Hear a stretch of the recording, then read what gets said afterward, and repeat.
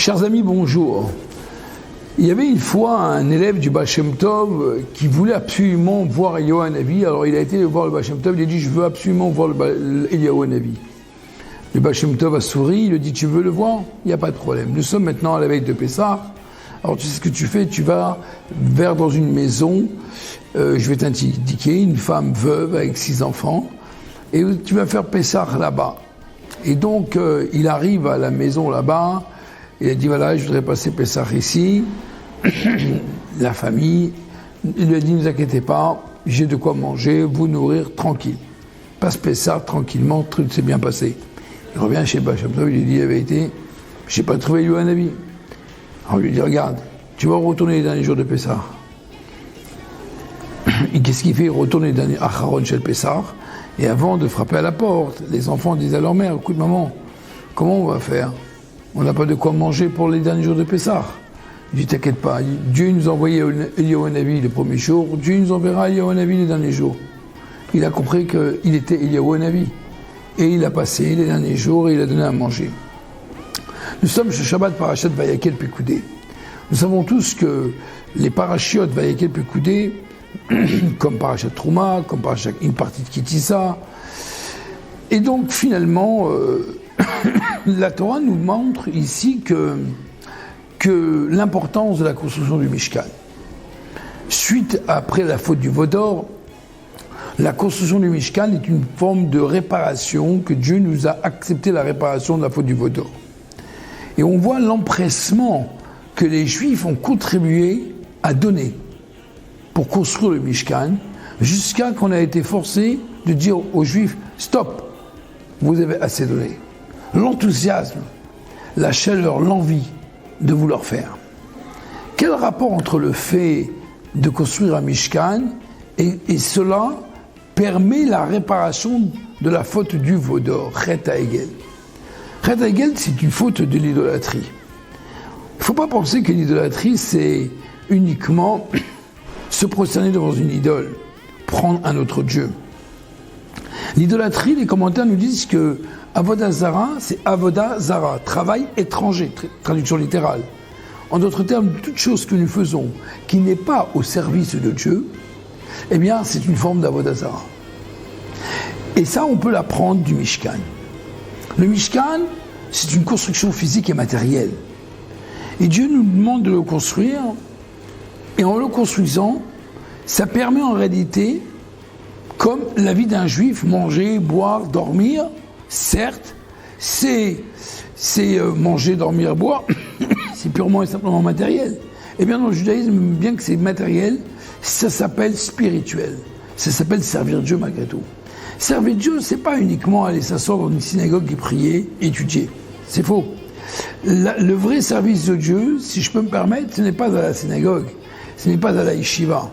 Le service de Dieu, c'est quand on voit les personnes dans la rue dehors, comment ils se comportent envers d'autres personnes. Quelle va être leur réaction à certaines difficultés, défis, problèmes, colère.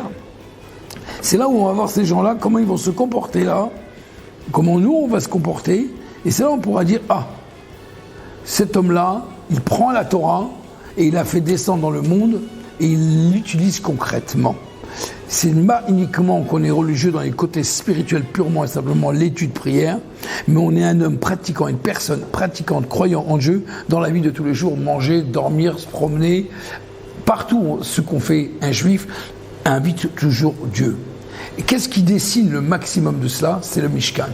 Le Mishkan, c'est quelque chose d'un côté matériel, mais de quelque chose matériel, nous faisons que nous recevons la présence divine. Donc Dieu nous dit comme ça, c'est ça qui répare l'Avodah Zara. C'est ça qui répare l'idolâtrie. Pourquoi? L'idolâtrie, ça veut dire faire des choses qui sont contraires en vérité, qui ne sont pas utiles pour Dieu. Alors ça veut dire qu'en vérité, Dieu, il veut que nous soyons occupés, matin au soir au matin, que manger, dormir, travailler, étudier, mais que tout notre travail, toute notre propre occupation, même si c'est pas proprement dit, entre guillemets, prier ou étudier, eh bien, ça s'appelle servir Dieu. Et c'est ça, en vérité, le sens vivre le judaïsme. Vivre le judaïsme s'appelle réellement dans la vie matérielle. Et c'est ça qui pardonne le Vaudor. Mais être uniquement comme qu'on va cocher un vie, on a prié, on a mis le tefillin, on a donné la tzedaka, on a coché, et après ça y est, j'ai fait comme mes devoirs, maintenant je peux être un autre homme. Eh bien, malheureusement, le judaïsme n'adhère pas à ce point de vue. On n'est pas comme Aristote qui peut être quelqu'un, pendant qu'il donne cours, il est Aristote, et après qu'il a terminé son cours, il est en train de manger comme un animal, et quand on lui a demandé « mais vous êtes Aristote », il dit « au moment où tu me vois maintenant, je ne suis pas Aristote ». Ça veut dire qu'en vérité, il n'est jamais Aristote. Eh bien, un juif qui sert Dieu doit servir dans tous les instants de sa vie Dieu. Et c'est pour ça que cette paracha, Vayakel Pikoudin, nous parle beaucoup de parachutes, plus que la création du monde, plus que le don de la Torah. On nous parle énormément du Mishkan.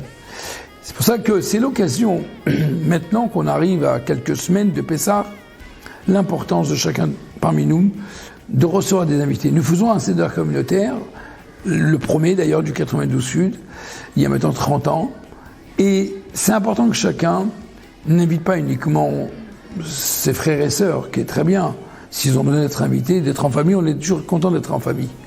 Mais ce qui est encore plus un effort, c'est d'inviter quelqu'un qui n'est pas réellement, a priori, biologiquement parlant de notre famille.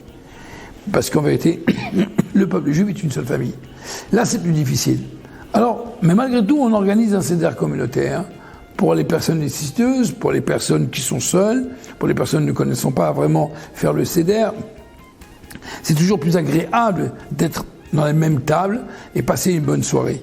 C'est important que chacun fasse un effort et n'attende pas la veille de Pessah pour inviter, mais qui commence à partir de maintenant, car les gens ont déjà pris leur disposition de savoir où ils vont être Pessah. Et donc que Dieu y fasse que Bezrat Hashem, que chacun, Dieu il puisse voir qu'on soit tous des Eliyahu Hanavi, qu'on soit tous des Eliyahu Hanavi pour chacun. C'est un grand mérite d'être un Eliyahu Hanavi pour donner à chacun l'envie d'apporter du bien. Et être quelqu'un qui apporte du bien, c'est pour Akadosh Baruch Hu, c'est une source de bénédiction. Pour l'homme, une source de bénédiction. C'est quelque chose d'exceptionnel, car en vérité, comme on dit, celui qui réjouit le cœur des pauvres, c'est beaucoup plus fort qu'approcher un sacrifice, c'est réjouir Akadosh Baruch Hu à un niveau énorme. Pour cela qu'il ne faut pas attendre les dernières minutes, trouver le maximum de juifs à inviter, qui n'ont pas où être, appelés le Bet Haïsh 92 Sud, pas seulement cela, apporter des matzot, des galettes de 3 matzot, ce qu'on fait, on distribue, des colliers également. Toutes ces choses-là sont quelque chose que chaque juif a le devoir de faire. Ce n'est pas quelque chose qui appartient à une institution, même si nous on le fait, mais en réalité chaque juif il doit être touché et il doit prendre à cœur.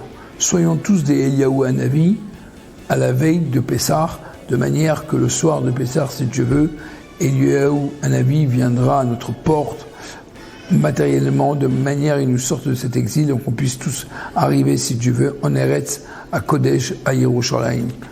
Shabbat Shalom.